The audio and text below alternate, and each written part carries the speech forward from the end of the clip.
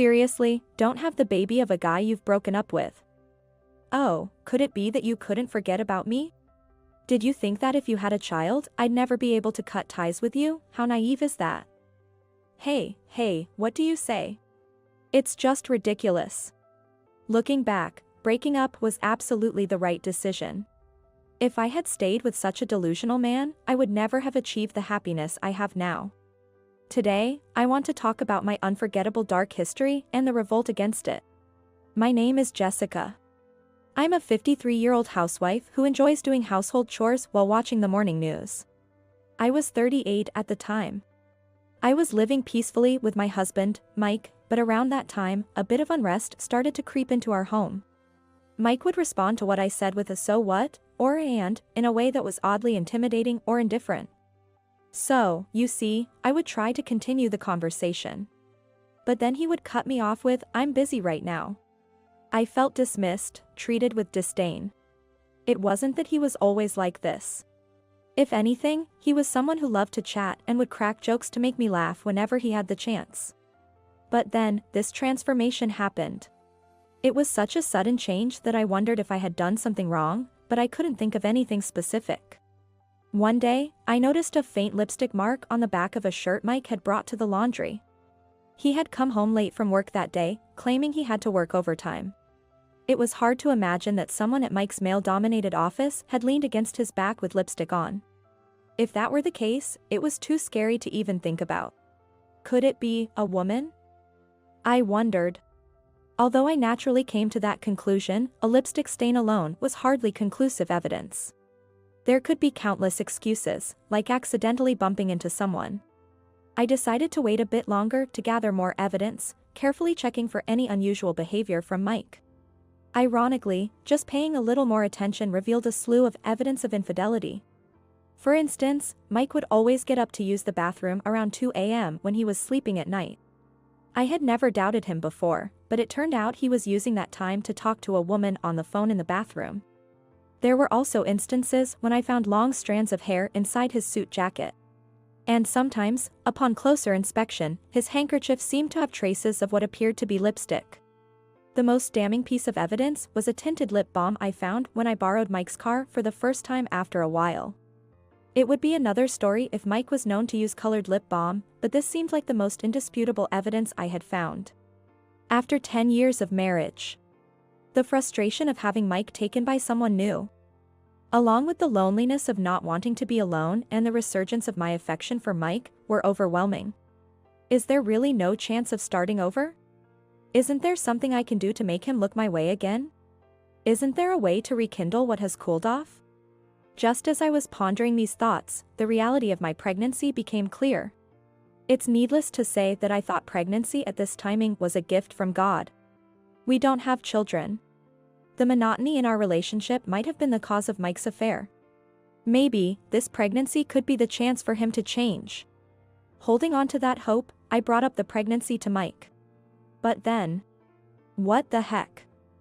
Give me a break, this is such a hassle. Let's just break up. I couldn't believe my ears.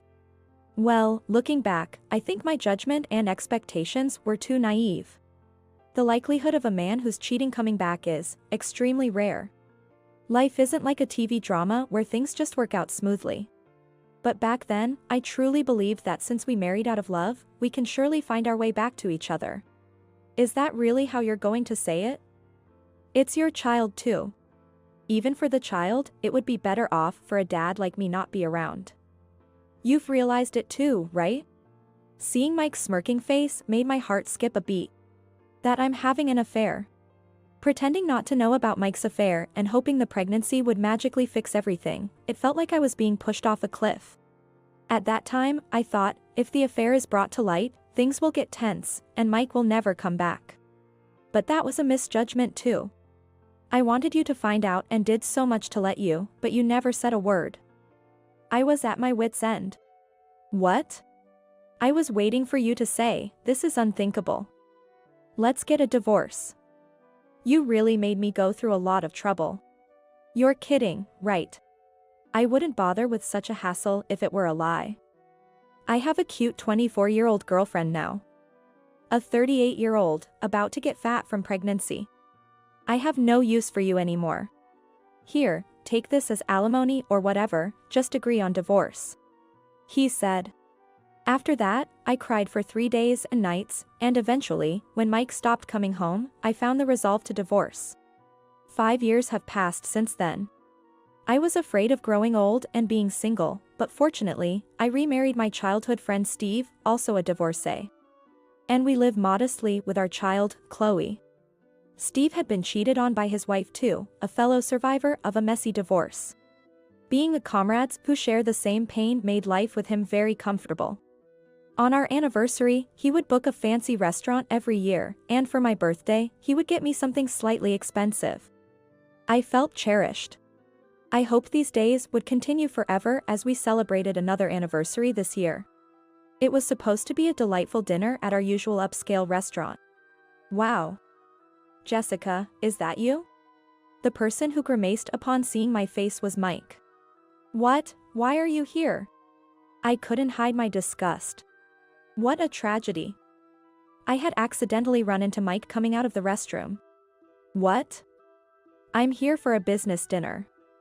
Unlike you, I'm busy, huh? Mike glanced over my shoulder and approached briskly. Wow, so you had the child, huh? The one you were pregnant with when we split? That's gross. Saying that, Mike grabbed the child's hand, looked closely, and began to say outrageous things. Seriously, don't have the child of a guy you've broken up with. Oh, could it be that you couldn't forget about me?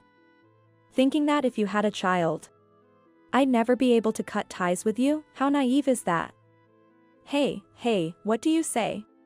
Mike, grinning, seemed to be having a great time spinning the child around by the hand. The child's face twisted in distress, and he started crying out loud. Daddy. Mommy. Help. Some stranger is taking me. There, I'm your daddy. And your mommy's right over there. You're just like her, a stupid child. Just when Mike blurted out those words, suddenly, a man towering over, taller than 6 feet, appeared from behind and forcefully grabbed Mike's arm. Excuse me, but that boy is mine, you know? What? Mike's bewildered expression almost made me burst out laughing. Huh? Is this guy your new husband, Jessica? I didn't answer Mike's question. I'm not sure what you've been saying, but surely you don't think you can make someone's child cry and get away with it, do you? The tall man said this as he glared at Mike.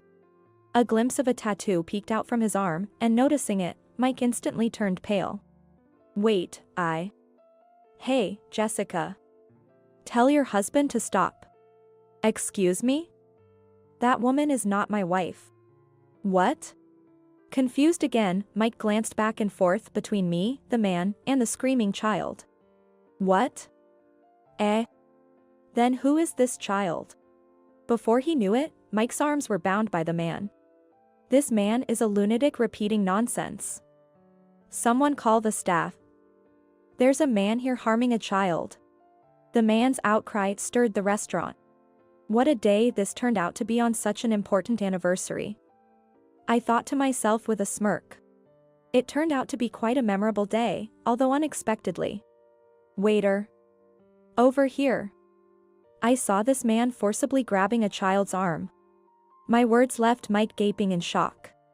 Wait, Jessica. What? What's going on? Seriously, I don't understand what's happening. As Mike frantically protested, I said, I am not that man's wife, and that child is neither mine nor yours. But he was right behind you. You were blocking the narrow passage to the restroom entrance, standing there like a post, preventing the boy from entering. He was simply following his father to the restroom, and you obstructed him. What? Really, you might want to make people the butt of your jokes, but you should be careful of jumping to conclusions. Why don't you look around a bit more? Shut up. I don't need to be lectured by you. Indeed, my valuable words probably wouldn't reach a suspicious person like you. I'm not a suspicious person. Well, any man who approaches an unknown child, grabs their arm, and then uses baby talk like I'm your daddy, is undoubtedly suspicious. No matter how you look at it. But that was... And then, you tell the woman in front of you a mommy is right there, isn't she? Are you still under the impression that we're married? As I said this with a smirk, Mike turned red with anger and shouted, "Don't mess with me." But the louder Mike's voice, the tighter the grip of the man holding him. Ow ow. Hey, man. Back off. I'm innocent. Innocent? It's undeniable that you made my dear son cry, isn't it? But that was a misunderstanding. I quickly interjected, it's a fact that you misunderstood and assaulted someone else's son on your own accord. Then Mike glared at me and said, "You jerk." Yikes, getting glared at by a suspicious person, how scary. I responded sarcastically, with a hint of mock fear in my voice. This seemed to irritate Mike even more. And he began to struggle wildly against the man restraining him. Thinking you and I are still a couple, huh? Or could it be you haven't forgotten about me? I taunted him with the same accusation he had thrown at me earlier. Predictably, Mike got angry, and sensing the danger, the tall man quickly pinned him to the floor. If you thought you could escape from me, you're sorely mistaken. While the man might have meant it lightly, the tattoo visible on his arm made the threat seem all too real. Mike must have thought, this might be the end for me today. Come on, Jessica. Tell them it's a misunderstanding. Mike pleaded. But dragging someone else's child by the hand isn't just a misunderstanding. I retorted. I thought he was my child. Mike said, his voice breaking like a child's, which made me burst out laughing. You claim I'm my child without even acknowledging or paying child support? What? Did we ever discuss acknowledgement or child support after our divorce? Well, no. But you knew I had no intention of acknowledging, which is why you never contacted me, right? Idiot. I wouldn't just let it go if I had a child. I'd make sure you acknowledged and paid up, one way or another. Then why? That time, the pregnancy test was wrong. I went to the gynecologist, and it turned out I wasn't pregnant, which solidified my decision to divorce. Yes, during those 3 days when the topic of divorce came up and Mike stopped coming home. It's true that I spent that time crying. But, considering I might have had a child, I couldn't just divorce without clarification, so I first went to the gynecologist. I wanted to sort out alimony, child support, and future living expenses in my head, even if we were going to divorce. If avoiding the divorce would benefit the child, I was prepared to endure. However, at the gynecologist, there were no signs of pregnancy, but they did find a tumor on my ovary. During the surgery for that, I happened to share a room with Steve's mother. Steve and I were childhood friends, so I knew his parents well. Reuniting with Steve during his visits, we became close again. At one point, I thought of the pregnancy as a blessing from God to make things work with Mike. But in reality, it brought me to someone who made me realize that parting ways with Mike was the right decision. And it also led to the early detection of my illness. And, despite having one ovary removed last year, I gave birth to Chloe, my child with Steve. It may seem like I've been through a lot, but in truth, it's all been for the best. Upon learning everything, Mike turned pale and muttered, "No way. I got dumped by that woman." Needless to say, I couldn't help but laugh. Well, it's no surprise a young woman wouldn't want to be with an aging man like him. At that moment, a police officer appeared. It seems someone from the restaurant had called them. Mike received a stern warning from the police. It seems the misunderstanding was cleared up, and he apologized profusely to the child's family, which prevented the situation from escalating. The scolding from the police seemed to have hit him hard, he even came to apologize to me. Since Mike doesn't know where I live now, he actually went to my parents' house to express his apologies to my mother. He admitted that the way we parted was the worst and that he was wrong. Aging, having been abandoned by his affair partner, and finding himself increasingly isolated, the recent incident seemed to have broken him, leaving him to feel the loneliness of having no one to comfort him.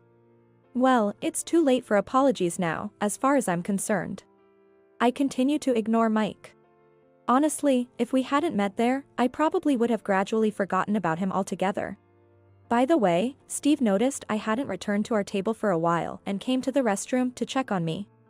However, he decided to watch from the shadows, thinking, this might be Jessica's first and last chance to get back at Mike. Of course, I was ready to jump in if anything happened, but that guy restraining Mike was just too strong. Ah, that guy apparently used to live in Mexico and was the captain of a football team there, I mentioned. No wonder he's strong. Guess I had no role to play there. I was seriously scared, thought he was from some dangerous profession or something. He said with a laugh. And I couldn't help but laugh along with him. Normally, one might say something like, "Not very manly of you," but Steve doesn't have to deal with Mike. And I believe it was a problem I needed to resolve myself. I acknowledge that I lacked strength during the divorce. In the end, I simply went along with the divorce as Mike wished and received a standard amount of alimony from Mike and his affair partner. Reality doesn't always progress like a fairy tale, so getting an exorbitant alimony was out of the question. And I had lost the strength to fight back. But I believe I finally became truly strong by standing up to Mike with unwavering resolve in the end. Now, I can proudly face Steve and Chloe. Coincidentally, this year's anniversary became a new beginning for me. And now, with Steve becoming a freelance architect and his income doubling, I quit my part-time job and am enjoying life as a relaxed housewife. When I ask Chloe, who's somewhat in a rebellious phase, to do something, she complains, but when I stay silent, she quietly helps out. This trait of hers is something that only Steve and I secretly find irresistible. Though Chloe is our only child due to a late pregnancy, our family of 3, and our 2 dogs, live a life that's lively, perhaps too much so. Despite never having children with Mike, I was able to conceive and give birth at an older age with Steve, even with just 1 ovary remaining. In a way, I consider this to be fate. As a child, I secretly dreamed of marrying that special someone destined just for me, and who would have thought that dream would come true with a second marriage? Sometimes I allow myself to indulge in such dreamy thoughts. With these reflections, I cherish the ordinary days that come my way, days that are anything but ordinary, filled with love and gratitude.